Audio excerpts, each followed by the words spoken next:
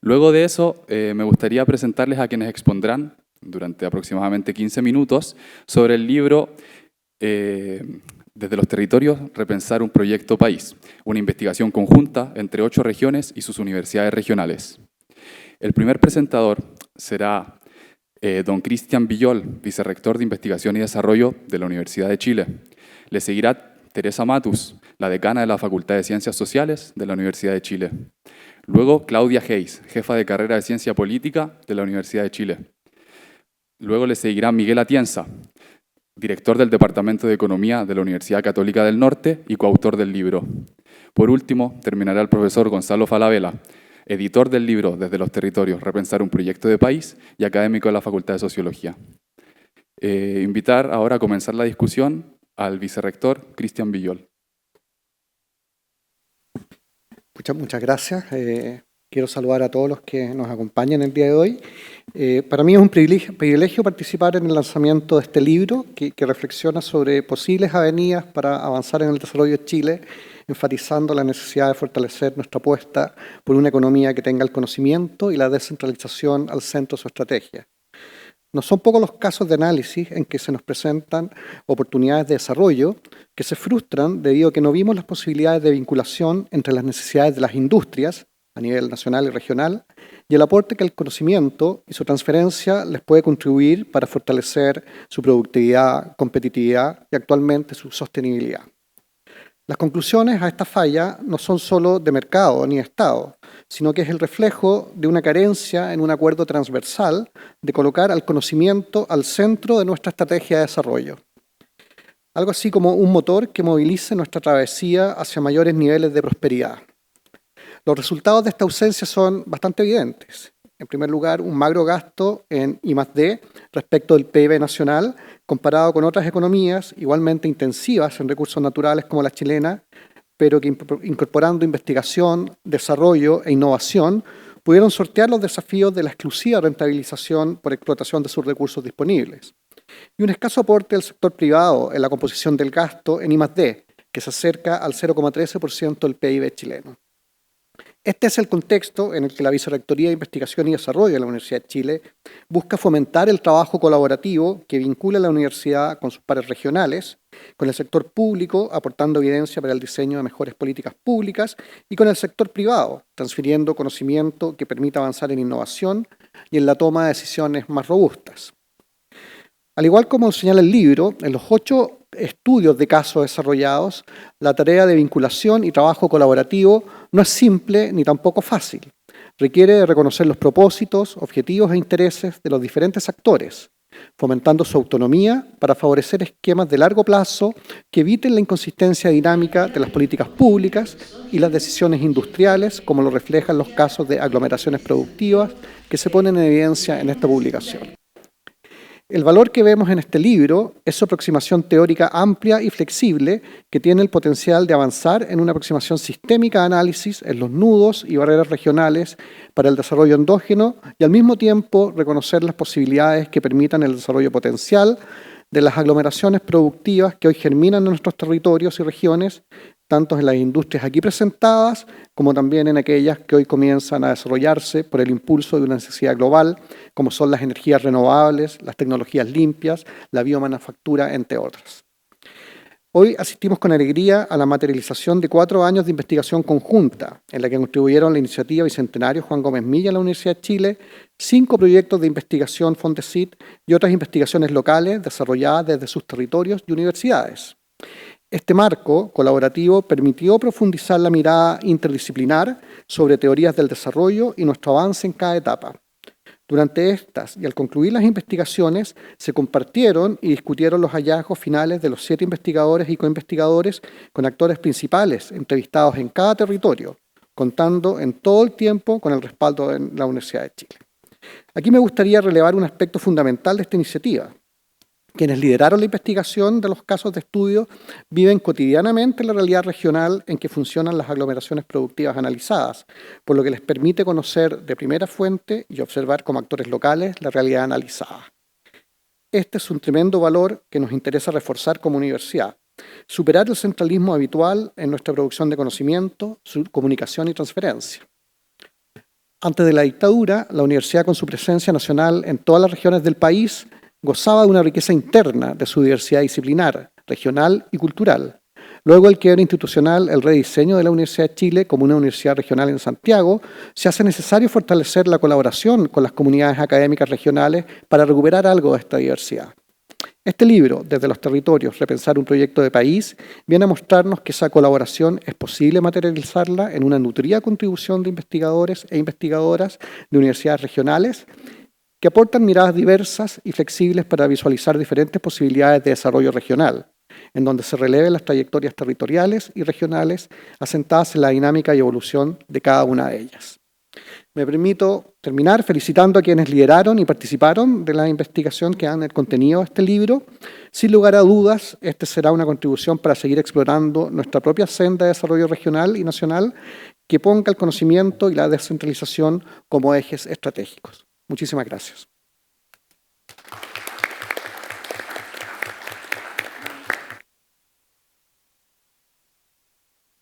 Muchas gracias por su aporte, Cristian. Ahora le doy paso a la decana de la Facultad de Ciencias Sociales, Teresa Matus. Muy amable, muchas gracias.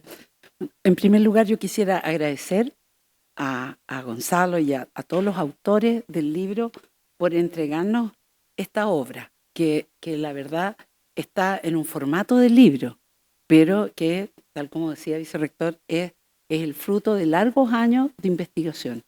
Y quiero referirme a 3 cuestiones puntuales. 1, valorar la premisa. 2, valorar el procedimiento. Y 3, valorar las proyecciones.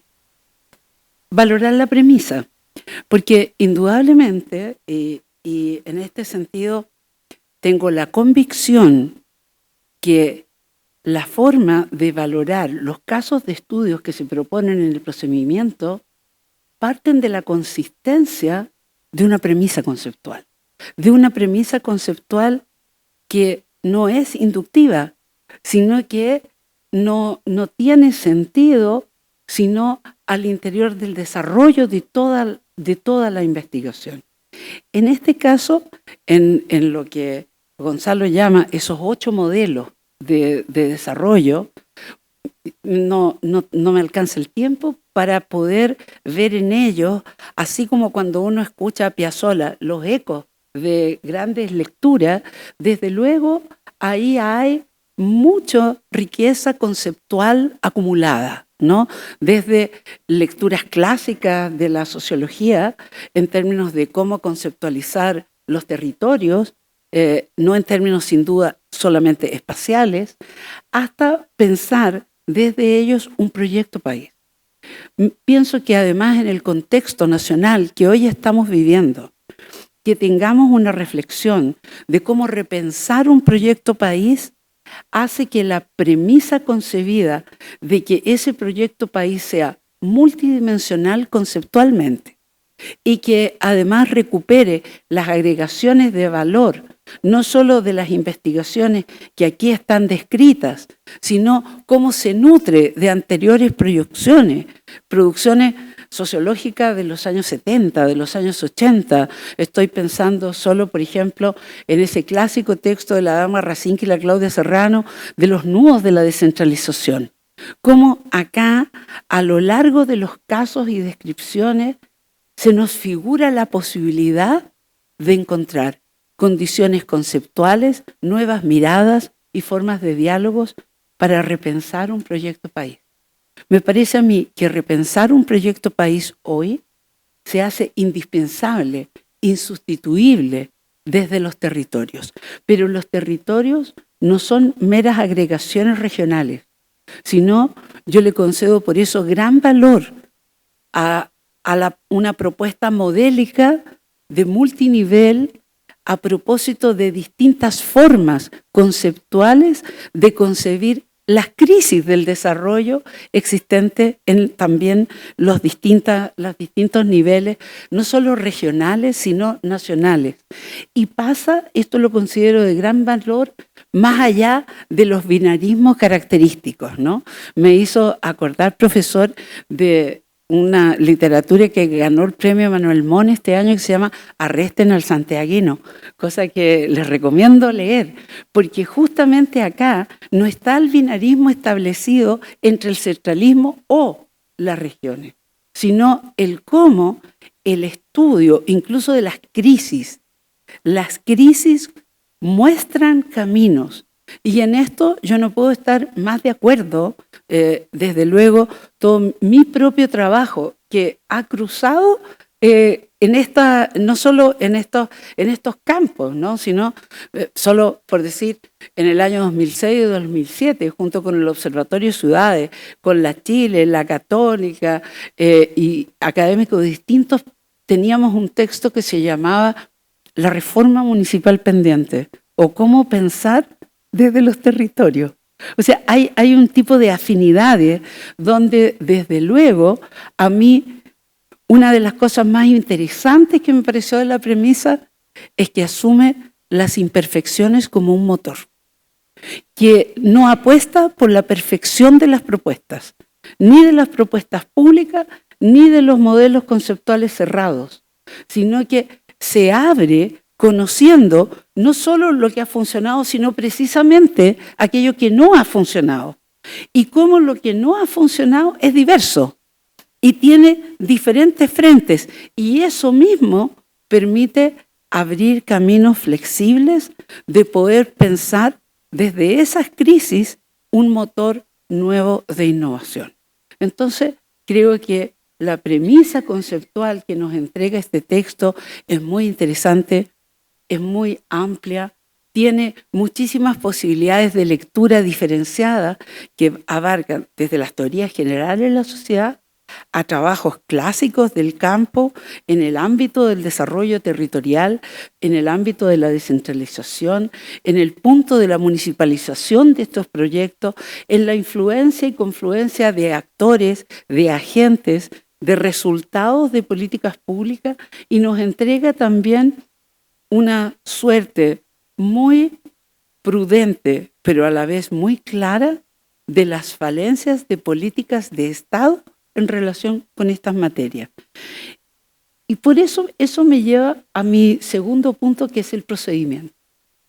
El procedimiento es un procedimiento notable.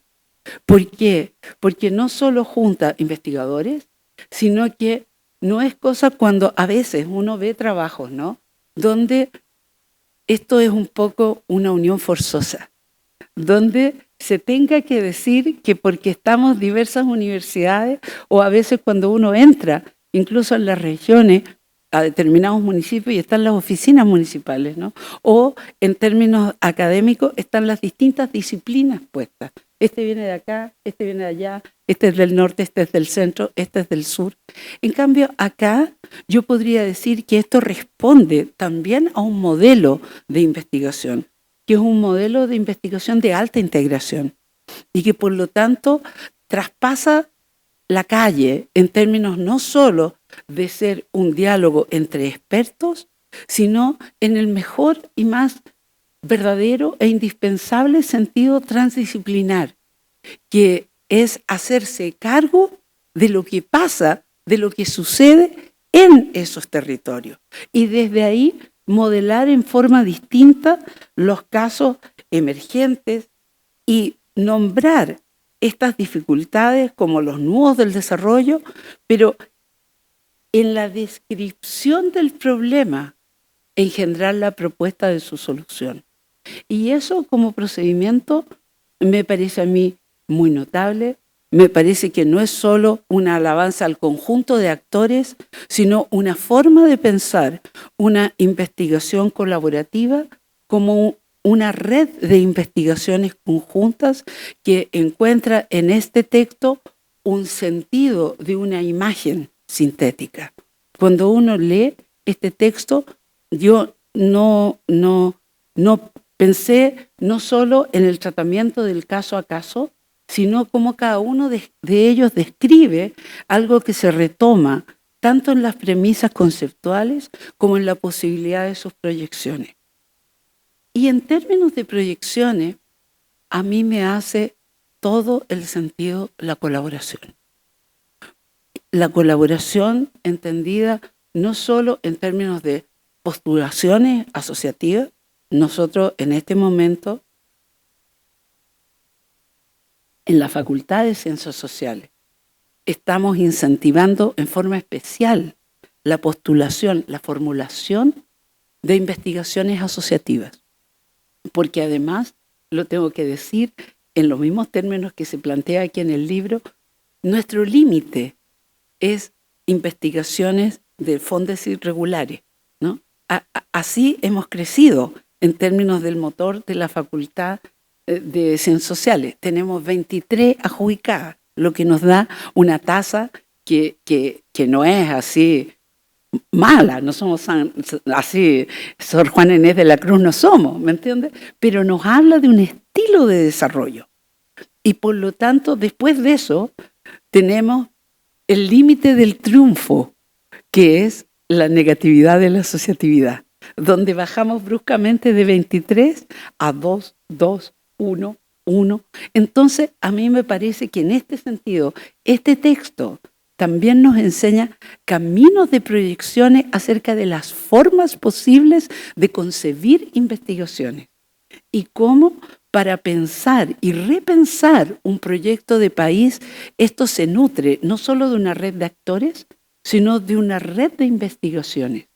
Y la forma de asociarse, la forma de narrar, dando lugar a una premisa conceptual de multinivel. Yo creo que así avanzamos, ¿no? A mí me parece, por ejemplo, que en este caso este libro tiene un valor análogo al que tuvimos de pasar a medir la pobreza por ingreso a los niveles multidimensionales de la pobreza, ¿no? Y por lo tanto, la idea de repensar un proyecto país de multiniveles, de posibilidades de acercamientos, distinciones, donde no hay una manera sola de hacer las cosas, sino que en este texto no solo la diversidad no molesta, sino que es uno de los motores desde donde pensar el país, desde su diversidad, desde su heterogeneidad, ni siquiera desde su consenso, sino de una diversidad colocada en forma seria, rigurosa, científica, responsable, y que precisamente porque busca aquello, incorpora, uno palpita en el libro, el sentir de las comunidades, de las poblaciones, de lo que está ocurriendo en la realidad difícil de esos territorios, en las estrategias que pueden dar mejores o peores resultados, y cómo en este sentido la proyección es una conclusión de transformación. A mí me parece que el asumir los nudos estructurales y el pensar transformar desde ellos a lo que en este sentido yo diría que, no sé, para encontrar un punto de provocación, si ese es un camino endógeno al desarrollo, porque me parece que un libro que quiere romper binarismo, la idea de lo endógeno y lo exógeno, yo creo que podría en ese sentido tener una segunda lectura en los propios autores, porque una mirada sistémica justamente rompe esa idea de lo externo y de lo interno. Ahora, sin duda, lo que yo puedo decir y comparto plenamente es que sin la concurrencia de esos multiniveles transdisciplinarios, de las propias comunidades, de los propios actores, de los propios pensadores, desde sus propios territorios, en una dimensión donde la teoría no es lejana y la práctica no es determinante, me parece a mí que este libro tiene una particularidad y una rareza en los tiempos en que estamos viviendo. Una rareza muy apreciada en su agregación de valor, no solo a cómo abrir los territorios, sino que, termino diciendo, su enorme y valiosa contribución para que nosotros, no solo en este campo, repensemos un proyecto de país. Muchas gracias.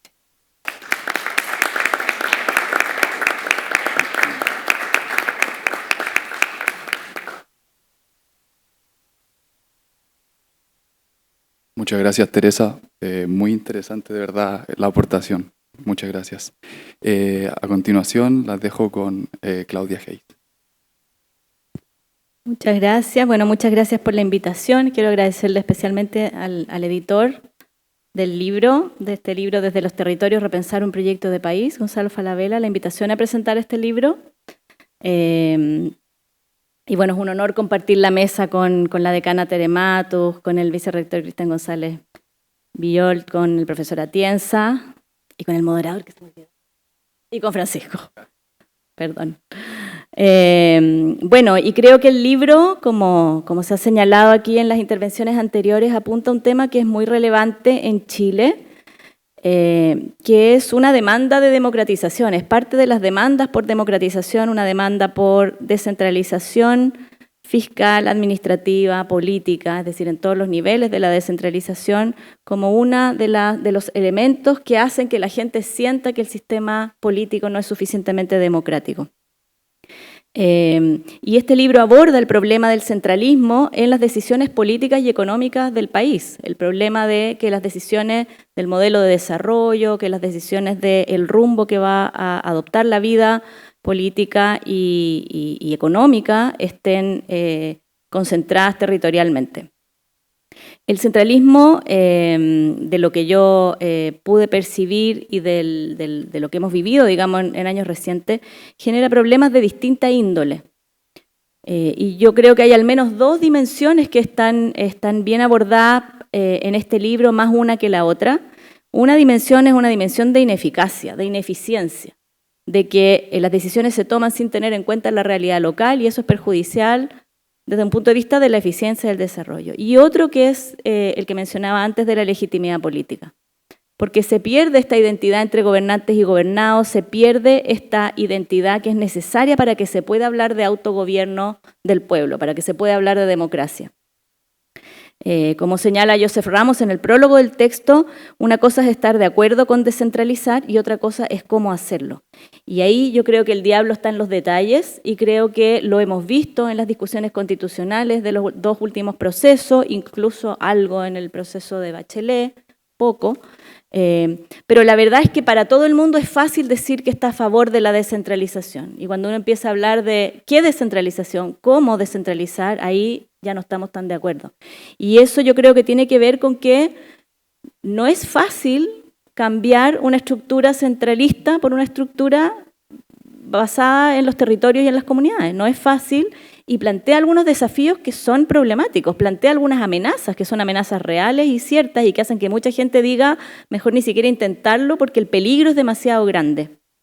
El libro tiene un enfoque que está, como decía, centrado a mi juicio en el modelo de desarrollo productivo, o sea, tiene que ver mucho con cómo reducir el extractivismo y agregar valor a la producción, haciendo eso desde los territorios y vincula formas nuevas de entender el desarrollo con la descentralización territorial.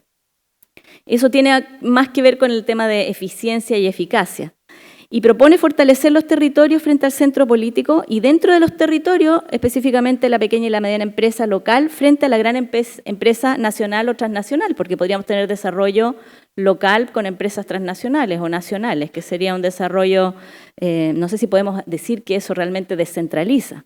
Entonces la relación entre los niveles de gobierno y el principio democrático de autogobierno es compleja, y yo creo que en ese sentido el libro aporta a este diálogo sobre la distribución territorial del poder y la distribución funcional del poder. La distribución funcional es la distribución entre funciones de gobierno, la función, por ejemplo, del Poder Judicial, del poder, la típica de separación de poderes, versus la distribución territorial, que es lo que usualmente se llama forma de Estado. O sea, entre la forma de Estado y la forma de gobierno. La forma de Estado y la forma de gobierno están tremendamente interrelacionados y las personas que han seguido la discusión constitucional de los últimos años han visto cómo no se puede hablar de una sin la otra. Y de hecho, a tal punto que cuando la propuesta de la Convención Constitucional habló de modificar la distribución funcional del poder, es decir, cambiar la relación entre el Ejecutivo y el Legislativo, reduciendo o modificando las atribuciones de una de las cámaras, eso redundó en llamarlo Cámara de las Regiones. O sea, llevó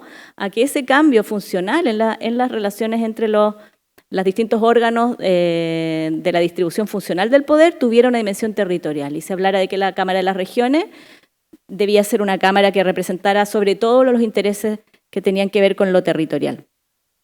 La descentralización territorial, yo creo que, como digo, dialoga con la funcional, y en ese sentido el régimen político es inseparable de la forma de Estado, pero al mismo tiempo hay que decir que la descentralización territorial ha sido uno de los elementos más sobresalientes de la participación ciudadana en los procesos constitucionales recientes. Entonces, cuando yo decía que la descentralización es una demanda ciudadana, es una demanda ciudadana del nivel de las demandas sociales. O sea, la gente pide, y esto lo hemos visto en las distintas etapas de participación ciudadana, la gente pide salud, mejores pensiones, mejor educación, y también pide descentralización, pide poder de los territorios.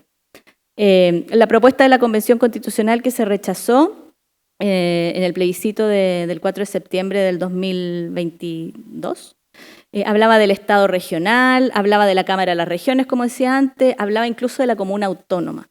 Yo creo que tenía una serie de declaraciones de descentralización que eran un poco retóricas, que tenían una gran voluntad descentralizadora, pero que yo creo que denotaban una falta de discusión y de debate más específico sobre qué significaban esas cosas, cómo se podían interpretar y qué significaba ponerlas en la Constitución. O sea, yo creo que la Convención Constitucional tuvo una gran voluntad descentralizadora, pero no tuvo una similar capacidad negociadora para traducir esa voluntad descentralizadora en propuestas factibles, claras,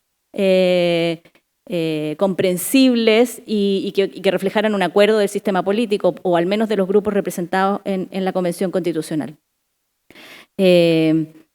Entonces, el llamado, yo creo, es y en ese sentido creo que este libro es muy importante, es una contribución, es a generar una deliberación pública sobre esos detalles, sobre qué significa, sobre cuáles son los peligros, no ocultar los peligros, sino explicitarlos, tratar de llevarlos al máximo debate, al máximo desarrollo para ver qué es lo que se puede hacer frente a esos peligros. Superar la desconfianza ciudadana en las autoridades y en el sistema político requiere, yo creo, incorporar los niveles territoriales, incorporar una descentralización real y efectiva que recoja problemáticas e inquietudes de las regiones. Parte importante de las movilizaciones sociales, los movimientos sociales no han sido movimientos centralistas, han sido movimientos, la movilización social, el ciclo de política contenciosa en Chile partió con demandas del gas en el sur, con la movilización feminista en la Universidad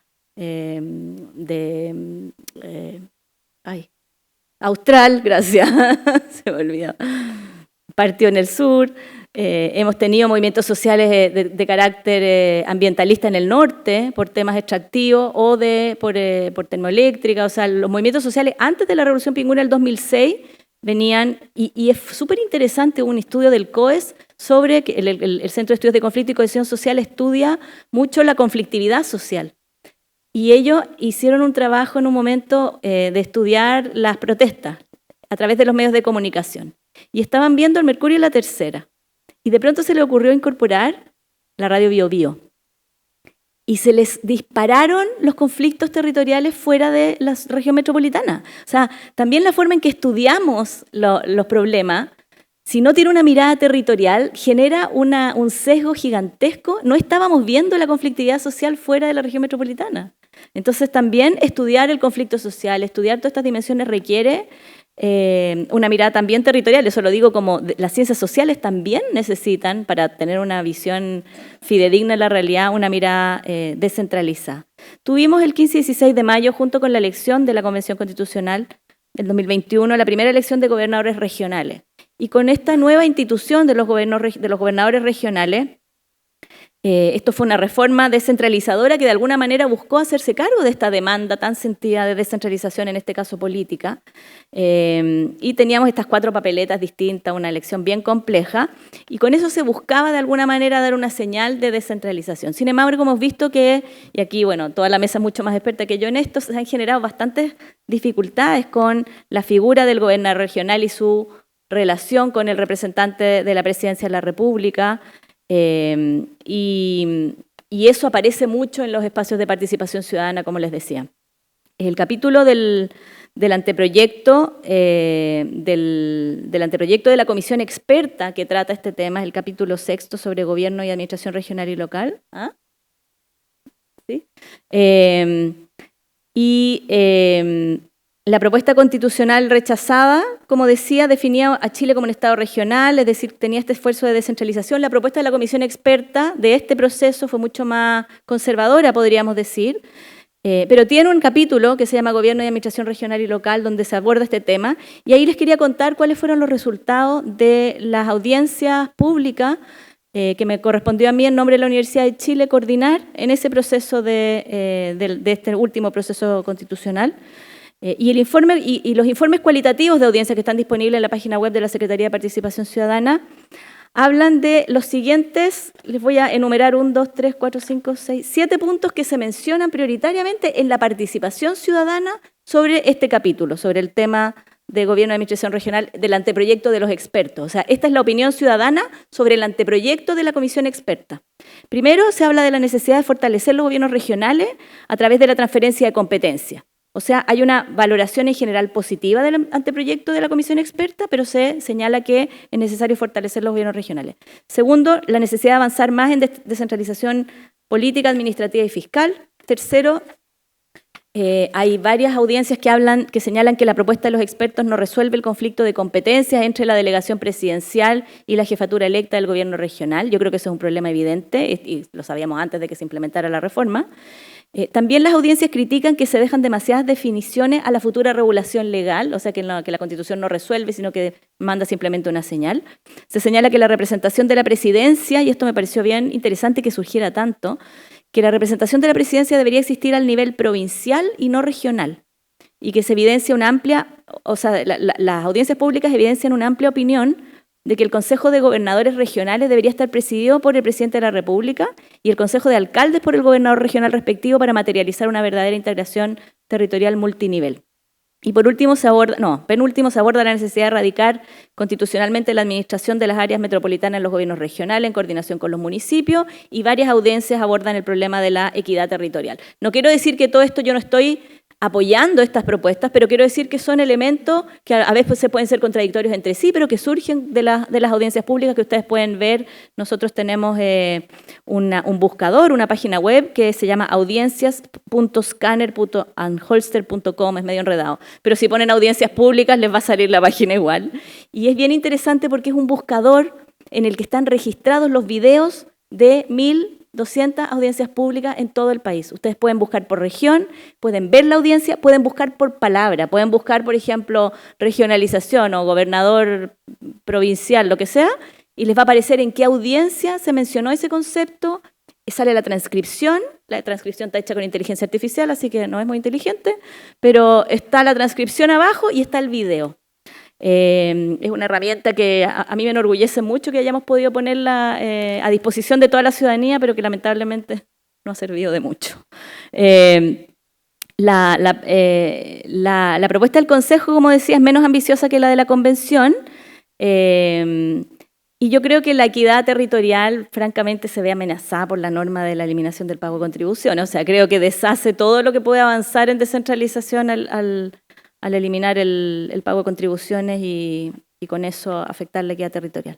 El aporte del libro, entonces, como decía, y con esto termino, es un aporte importante a la discusión técnica y a la deliberación pública que son necesarias para avanzar en esta materia.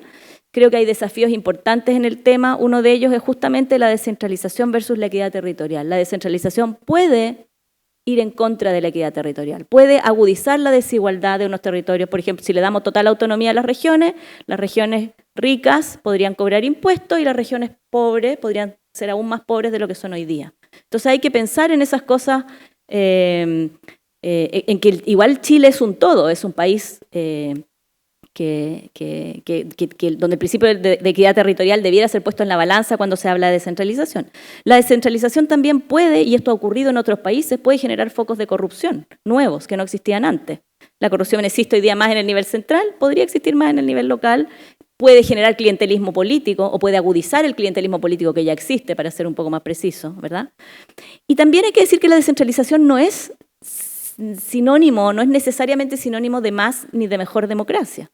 De hecho, hay procesos de descentralización en contextos no democráticos, como el de Etiopía, donde se realizó en contexto no democrático una descentralización para mejorar la prestación de ciertos servicios productivos, pero eso, que mejoró efectivamente la eficacia, no mejoró por ejemplo, mejoró la eficacia del sector agrícola, pero no tuvo efecto en los servicios sociales, por ejemplo, particularmente el agua potable, que es un problema importante en Etiopía. No mejoró el acceso al agua potable esa medida descentralizadora. Entonces, la pregunta es cómo hacer políticas de descentralización que beneficien a las comunidades y no transfieran simplemente el poder de líderes desde el centro a líderes en las regiones y que no terminen finalmente beneficiando a la ciudadanía, a las personas. Yo creo que la descentralización tiene un montón de problemas y eso hace que mucha gente desde la ciencia política esté en contra. O sea, que diga, si descentralizamos nos va a pasar lo que le pasó a Perú, vamos a perder la capacidad de tener partidos nacionales, van a surgir las agendas locales, vamos a tener corrupción, ¿verdad? Vamos a tener un desmembramiento del país. Todo eso son peligros reales. Sin embargo, gobernar y ser gobernado, ser iguales ante la ley, tener una comunidad de destino entre quienes toman las decisiones y quienes se ven afectados por las decisiones, son requisitos fundamentales de la democracia. No podemos decir que somos democracia sin esos componentes. Y por lo tanto, creo que es un imperativo buscar la forma de abordar estos problemas y para eso se necesita más discusión, más debate público, más discusión académica de los detalles, entender que este es un tema complejo y yo creo que el libro es una invitación justamente a esa conversación. Muchas gracias.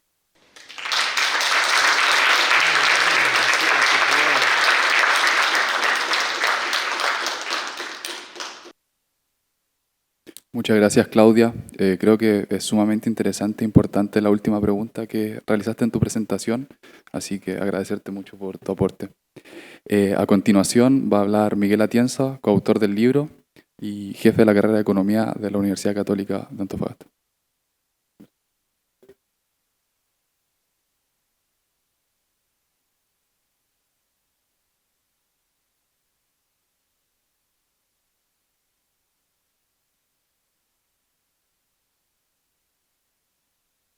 Perdón. Ahora sí. Mis agradecimientos a la universidad y particularmente quiero agradecer a Gonzalo por la invitación que nos hizo y a todo el equipo y colegas que participaron en la elaboración de este libro, que, bueno, fue un proyecto de largo aliento, ¿no? Y que finalmente ha llegado a buen puerto con su publicación. Quiero empezar este trabajo con una cita que ya he usado alguna vez, pero que sigue siendo válida, y que viene de mediados de los 60, cuando dos de los fundadores de la planificación territorial, que son John Friedman y Wolfram Stott, nos hablan sobre Chile. Y ya en los años 60, hace prácticamente 60 años, nos decían la cuestión regional, es decir, el problema de la desigualdad regional, es central en Chile. Y Chile necesita resolverlo. Necesita también, y ahí había una llamada a las universidades, formar gente en desarrollo regional, en economía regional, en planificación. Y bueno, este texto parece que lo podríamos escribir hoy y no perdería vigencia. En aquel entonces, ¿qué estaba ocurriendo? Santiago crecía a una velocidad mucho más rápida que el resto del país, atraía población y se estaba formando este patrón centro-periferia que todavía hoy tenemos y que no ha cambiado. Chile sigue siendo uno de los países con mayor desigualdad de América Latina, sigue siendo un país altamente concentrado y, bueno, a este llamado que nos hacían estos dos autores, yo creo que Gonzalo responde perfectamente con la invitación que nos hizo hace unos años y partiendo del trabajo que él ya había hecho, este trabajo donde identificaba 6 tipos ideales de regiones dentro del país. Él fue capaz de coordinar a 8 grupos de 8 universidades regionales que colaborativamente nos reunimos periódicamente para ir avanzando en tratar de entender Chile, tratar de pensar Chile desde las regiones y de alguna manera intentar contribuir a su desarrollo. Bueno, todos los que conocen a Gonzalo pueden imaginarse que esta experiencia de trabajo colaborativo fue bastante singular, y al mismo tiempo fue muy enriquecedora. De hecho, fue un proceso formativo, podríamos decir, en el cual, en el trabajo desde las distintas regiones, todos fuimos aprendiendo a colaborar, a trabajar en conjunto y, en el fondo, a crear lo que la decano nos decía hace un momento, trabajo desde Chile para Chile y en colaboración desde todos los territorios. En realidad, Gonzalo nos marcó solo 2 líneas 2 líneas que teníamos que cumplir, en el resto fue bastante liberal, no sé si ese adjetivo le va a gustar. Y nos dijo, lo que sí quiero es que no miremos las regiones solo desde abajo. El análisis tiene que ser a múltiples escalas. Entender el desarrollo solo desde las regiones es muy estrecho. Hay que ver las relaciones de las regiones entre ellas, fundamentalmente con la capital, y cómo se integran estas regiones globalmente. Ahí comparto el comentario también de la decana de que aquí en realidad lo que hoy en día sabemos, y casi todas las teorías nos están diciendo, es que hay que combinar lo endógeno con lo exógeno, particularmente en un país como Chile, que depende tanto de la inversión extranjera directa. El segundo borde, como dicen ahora, esta palabra de moda, era, bueno, partiendo de que todos tenemos una formación más bien que viene del ámbito de lo productivo, de lo económico, tratemos de ampliar el concepto de desarrollo, un concepto de desarrollo más amplio y fundamentalmente multidisciplinar, donde de hecho en el grupo había personas con distintas formaciones, empezando por Gonzalo, que viene del campo del desarrollo a través de la sociología. Y a partir de ahí identificar estos nudos, pero estos nudos no por presentar una visión negativa, pesimista, catastrofista de lo que ocurre en Chile y particularmente en sus regiones, sino con el fin de afrontar estos problemas y ver cómo buscamos una solución para ellos. Quizá en esa parte propositiva todavía da mucho para la discusión y podemos pensar en algún trabajo más adelante. Me voy a detener también porque Gonzalo me lo ha pedido en el caso de Antofagasta, la región de donde yo vengo, y fundamentalmente por un motivo, no solo porque yo vengo de ahí, que es lo de menos, sino porque el caso de Antofagasta es un caso que en el periodo que nosotros analizamos, que es desde el año mitad de los 90 hasta mitad de la década pasada, es una región que ha tenido todas las oportunidades. Se estaba dando una situación donde 20 años son suficientes para que, si las cosas se hacen bien, una región se desarrolle. La región había empezado, después de la recepción de grandes inversiones mineras a principios de los 90, a generar endógenamente, a través de propuestas de los gremios, de la población local, un proyecto de clúster minero. Porque la minería estaba empezando a dejar de ser una actividad que cada vez subcontrataba más servicios, y eso ofrecía una oportunidad de generar un tejido de empresas proveedoras de servicios que dinamizaran la economía, que generaran capacidades tecnológicas, y ese era el sueño de la región, un sueño de la región que se consolidó en un proyecto PTI y en distintas propuestas que fueron avanzando. Pero ¿qué ocurrió durante la primera década de este siglo? Bueno, ocurrió no solo esta llegada de inversiones y esta consolidación, sino que los precios del cobre se dispararon. Y las oportunidades parecían infinitas. Estábamos en un periodo de vacas gordas, como dicen, y las expectativas de crecimiento eran muy grandes, pero al terminar este superciclo, en torno a 2011, empieza a darse un sentimiento de que las oportunidades pasaron. Ha habido crecimiento, pero la región no ha podido desarrollarse. Entonces lo que nosotros tratamos de ver es qué había ocurrido, porque al mismo tiempo que cambiaba la región, cambiaba la minería. Y lo que nos encontramos es que este sector de proveedores de servicios se había marchado de la región. En torno al 60% de los proveedores estaban en Santiago. Antofagasta, que representa más del 50% de la producción minera, tenía un 15% de los proveedores.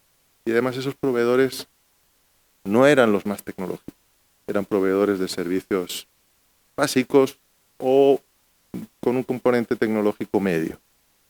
Otro cambio importante fue que la minería, a partir de los 90 y sobre todo desde comienzos del siglo, empezó a contratar cada vez más trabajadores que vivían en otra región. Entonces, el tejido laboral, el tejido social de la región empezó a verse afectado. Hoy en día hay 1 de cada 4 trabajadores totales de la región que no vive en la región. Seguro que los han visto en el aeropuerto. Y si nos vamos a la minería, 1 de cada 2 mineros de la región no vive en la región. Por lo tanto, somos la capital minera del mundo, pero con cada vez menos mineros. Algo que va a seguir probablemente cambiando con el trabajo remoto, ¿no? Ya no van a necesitar el aeropuerto. Un tercer elemento fue la innovación. La idea de este clúster era que los vínculos entre la gran minería y el tejido productivo regional iban a generar transferencia de conocimiento. Sin embargo, la región claramente no tenía proveedores tecnológicos y su capacidad de innovación era muy limitada. De nuevo nos encontrábamos con que 70% de las patentes mineras nacionales estaban en Santiago, a Chile, una de las principales como centro de minería. Y también nos encontramos entonces con una situación en la cual aparecieron varios nudos, y quizá el primero y el más triste es que se perdió el proyecto de región. Este proyecto que se había creado en la segunda mitad de los 90 empezó a ser visto como algo fantasioso, casi como un engaño, el clúster minero. Empezó a darse este efecto de Pedro y el Lobo, y ya el clúster minero quedó ahí, aunque todavía lo seguimos defendiendo, pero cada vez con menos fe. Y la región pasó a estar menos diversificada. No se diversificó. Hoy en día la región de Antofagasta tiene un tejido productivo menos diversificado que en el año 1960, para que se hagan una idea. Es decir, es una región que sigue con una dependencia extrema del cobre y de otros minerales. Al mismo tiempo, esta subcontratación, esta externalización de la cadena productiva de la minería,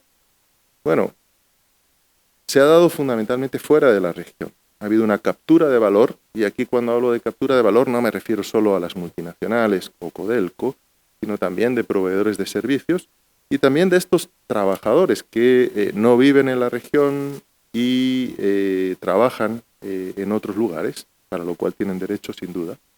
Pero en definitiva para la región tiene varios costos, y quizá el más costoso es lo que podríamos llamar una erosión demográfica. Hay comunas de la región donde más del 50% de los trabajadores no están allí. Y en realidad se percibe la población. De hecho, Antofagasta desde los 80 había crecido demográficamente a tasas significativamente más altas que el resto del país. Y desde el 2002 hasta el censo de 2017, el crecimiento demográfico de Antofagasta se debió exclusivamente a la migración internacional. La población chilena no creció. Por lo tanto, nos estamos viendo en una situación que a largo plazo, además, puede profundizarse. Por lo tanto, nos plantea un reto no solo económico, sino demográfico, es decir, de reproducción social en el sentido más puro de la palabra. Por lo tanto, la región había crecido. Hoy en día Antofagasta es mucho mejor de lo que era en el pasado. Eso no lo podemos negar, pero si lo pensamos en términos de un desarrollo sostenible, la región en realidad, primero, económicamente sigue con una dependencia tremenda de la minería. En términos sociales tenemos todos estos problemas demográficos, de integración de población migrante, que nos plantean retos y que todavía no está claro cómo los vamos a resolver. Y en términos de lo que es la sostenibilidad medioambiental, hoy en día estamos hablando de minería verde y esas cosas, pero es algo que habrá que ver hasta dónde llega, ¿no? Entonces, todos estos retos, todos estos nudos de los que habla, o de los que nos hablaba Gonzalo, que buscáramos, nos plantean un reto para la región.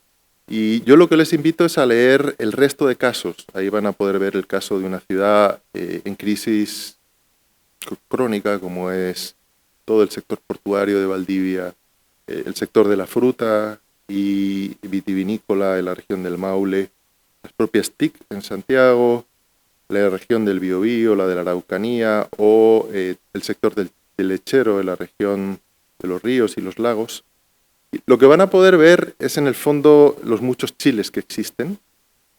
Son casos muy diferentes al de Antofagasta, pero al mismo tiempo comparten un aire de familia, porque hay elementos que los unen y que nos ayudan a pensar Chile en su conjunto.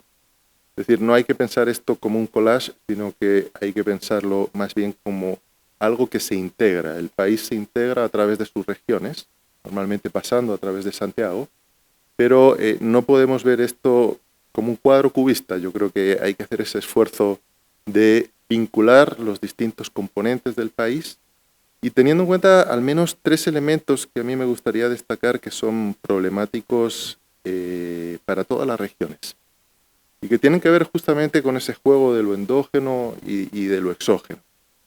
Lo primero es que casi todas las regiones tienen una débil integración global. Están integradas en cadenas globales, pero la forma en la que se integran en esas cadenas es marginal y muchas veces fundamentalmente como proveedoras de materia prima.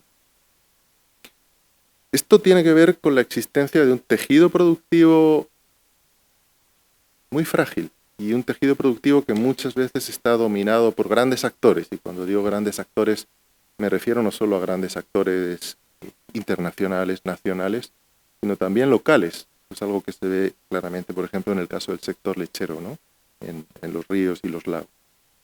Y hay un tercer problema que también se repite constantemente y que tiene que ver con lo que nos acaban de contar, que es el problema de la incapacidad para ejecutar políticas realmente ajustadas a lo que son las necesidades locales. Y aquí no solo políticas productivas, es decir, políticas de dotación de bienes públicos, políticas de infraestructura, todo un conjunto de elementos que hacen que sea difícil que las regiones hoy en día puedan aspirar a un mayor desarrollo. Para cerrar, quiero volver a recordar el subtítulo del libro, que casi me parece más importante que el título, que es el de repensar un proyecto de país. En realidad, si tomamos esta idea de la cuestión regional de la que se hablaba hace 60 años, si queremos pensar el país, el problema y la cuestión regional es un problema nacional. No podemos pensar Chile sin pensar en el desarrollo de su región. Por varios motivos. El primer lugar es puramente de equidad. El país necesita reducir la equidad, necesita reducir la desigualdad regional porque la desigualdad espacial entre regiones explica una parte importante de la desigualdad entre individuos que tanto nos preocupa. Bueno, un componente tiene que ver con reducir brechas entre regiones. Y Chile está entre los países que tiene ese componente de la desigualdad individual que se explica por el espacio, es uno de los más altos. Está en el grupo de países donde la desigualdad especial explica más de la desigualdad individual. Segundo, y esto varios estudios lo muestran, desconcentrar el país y la convergencia regional, y esto para los que le gusta la eficiencia y el crecimiento. No es que esté mal, pero no hay que enfocarse solo en eso. Pero desconcentrar el país, varios estudios muestran que desconcentrar el país aumentaría el crecimiento del país. El crecimiento de Chile puede aumentar, este crecimiento que está estancado desde hace varios años, podría aumentar si somos capaces de desarrollar las regiones. Por lo tanto, no es solo un problema de equidad. Y hay un tercer elemento que tiene que ver con el cambio en la matriz productiva. Diversificar el país también es algo que probablemente va a haber que hacer desde las regiones.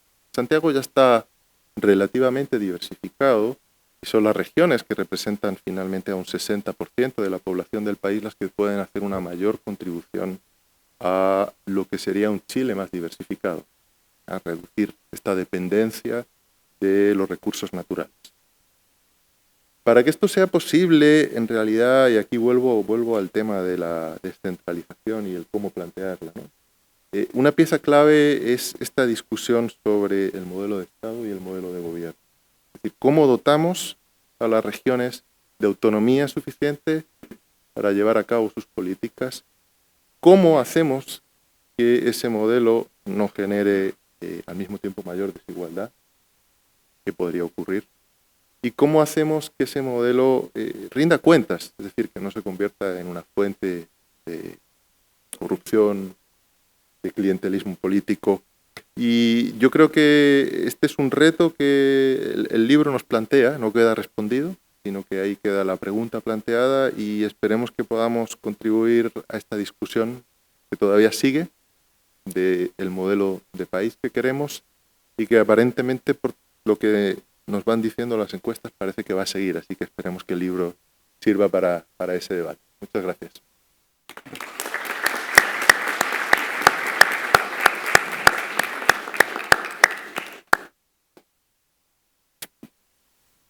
Muchas gracias, Miguel. Siempre resulta muy interesante escuchar la percepción que tiene un investigador, un autor de su propio libro. Ayuda a comprender mucho más el fenómeno luego. Así que muchas gracias. Sí, efectivamente. Gracias. Y ahora pasamos con el siguiente participante y el último, el editor del libro, el profesor Gonzalo Falabella. No quisiera pedir, yo Francisco, si pudiera leer una opinión, ¿no?, que acaba de dar vía los medios de comunicación más informales nuestro ministro de la Agricultura, Teo Valenzuela, que estaba invitado, pero desgraciadamente lo llamaron al Congreso y no pudo venir. Así que yo te pediría de que menciones lo que él acaba de decir en su presentación en medios de comunicación virtuales. Sí, profesor. A continuación les voy a leer un artículo que escribió Esteban Valenzuela en el Mostrador el día de hoy. Desde los territorios, repensar un proyecto país. Valoración del trabajo de Gonzalo Falabella. Gonzalo Falabella es un ruralista histórico y de corazón. Desde que estudié en la Universidad de Wisconsin, donde estaba en el Centro de Tenencia de la Tierra, que abrió las puertas de la reforma agraria en América Latina, hizo una tesis histórica cuando trabajó con los atorrantes, o temporeros agrícolas, en la que observó cómo lograban negociar mejores salarios, experiencia que convirtió después en un texto que estudia las desigualdades en el campo, pero también los aspectos de liberación del campesino. Posteriormente, cuando vuelve a la democracia, hizo una contribución mayor promoviendo las mancomunales, y con esto me refiero a la organización de cooperativas, actores locales, gobiernos regionales y a las agencias estatales. Es esto, precisamente, lo que se destaca en su reciente libro, Desde los territorios, repensar un proyecto de país, desarrollado por un equipo de la Universidad de Chile y publicado en Ediciones Universidad del Biobío, donde junto a su equipo reitera la importancia de organismos como Corfo, INDAP, Cercotec, para dar valor agregado a los procesos en los territorios vinculados con la articulación, recursos, alianza y confianza en lo que se llama la corriente endogenista del desarrollo. De hecho, en la introducción del libro, entrega 8 tipos de desarrollo en Chile, que recomiendo leer porque recorre un periodo que abarca entre 40 y 50 años, donde la expansión de consorcios territoriales es fundamental en la generación de cadenas de valor, los famosos clústeres, donde están los actores clásicos que Falabella conoce muy bien. En el texto hay trabajos muy interesantes, como por ejemplo el que llama La pérdida de cadenas de valor de productores locales en la región de Antofagasta, con una gran contradicción de Miguel Atienza y otros autores por el auge minero y el rol articulador más proactivo que debieran tener Codelco y la minera La Escondida. La mayoría de los proveedores de la gran minería provienen de Santiago y Valparaíso, y no del Norte Grande. Otros artículos destacados son el de Claudio Roja, profesor de la Universidad de Talca, que explica muy bien, desmitificando algunas creencias, el aporte del desarrollo en el sector frutícola y vitivinícola en las provincias de Curicó y Talca, en su parte norte, y que ha tenido un mayor desarrollo a partir de valor agregado, articulación de actores, por cierto, insuficientes, pero que demuestra que la industria agrícola con calidad funciona. Luego, un trabajo de Luis Méndez y Francisco Gatica, que ahonda en las brechas de valor agregado y de empleabilidad entre los trabajadores de la madera en el caso de la región del Biobío, pero remarcando la importancia que tiene a su vez en el mercado laboral. También es importante destacar a Patricio Padilla y Fernando Barrido, que complejizan la dificultad de la Araucanía, pero, a su vez, dan cuenta de áreas numerosas de innovación en lo agrícola y que requieren la articulación. Otro análisis extraordinario es el de Gonzalo de la Maza y Sandra Ríos, que describen en profundidad el aporte del clúster de la leche, donde valoran mucho el trabajo de la cooperativa Colún en los territorios de los lagos y los ríos, y de cómo ha ido generando empleo cada vez más permanente en una industria que puede dar mucho más. Quizás faltaría mencionar más el rol que tienen que jugar los gobiernos regionales, los municipios y, por cierto, el sector privado, siguiendo modelos que se han aplicado en el norte de Italia y para qué decir los vascos, pero también en muchas subregiones de América Latina. Finalmente, reiterar, casi como un mantra, lo que este gran ruralista mancomunalista e intelectual orgánico que ha luchado por los clústeres regionales señala: la necesidad de impulsar reformas estructurales, que tiene que haber más recursos en fomento en la alianza Corfo, INDAP con los territorios y desarrollo de proveedores a gran escala. Definitivamente, el libro es un gran aporte de Gonzalo Falabella y todo este equipo, para quienes creemos que el desarrollo del país se debe mirar y trabajar desde la territorialidad. Muchas gracias.